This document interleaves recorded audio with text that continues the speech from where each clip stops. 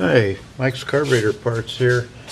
I want to show you how to replace your, or what you can replace your ball and ball, your Carter one barrel B&B carburetor with our universal N228 carburetor right here.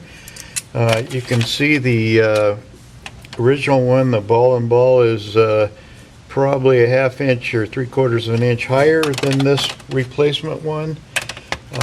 Now what makes it universal is that it has an adjustable main jet with good instructions in the box, so adjust it to your engine. Here's your vacuum port for your distributor, and this is the one on this particular ball and ball. And let's see, now you may have to run a hose to your distributor here as opposed to a metal line. You got your throttle right here,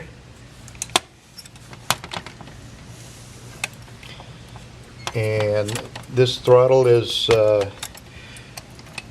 can be adjusted 360 degrees by loosening this nut and just turn it the way you want it, so it's like the other one, like the original.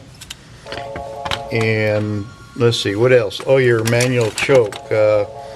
These come with the manual choke only, and you can see it's set up pretty much like the ball and ball, so hooking up the cable is going to be pretty straightforward. Your fuel line, chances are you won't have to reroute your fuel line at all. And incidentally, this would probably take care of the BBR1 also.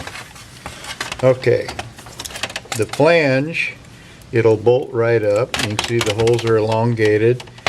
Comes with two different gaskets to fit a 2.5 or a 3-inch hole. So this would be a good replacement and wouldn't take a whole lot of work to do it. All right, there you go. Thank you for watching.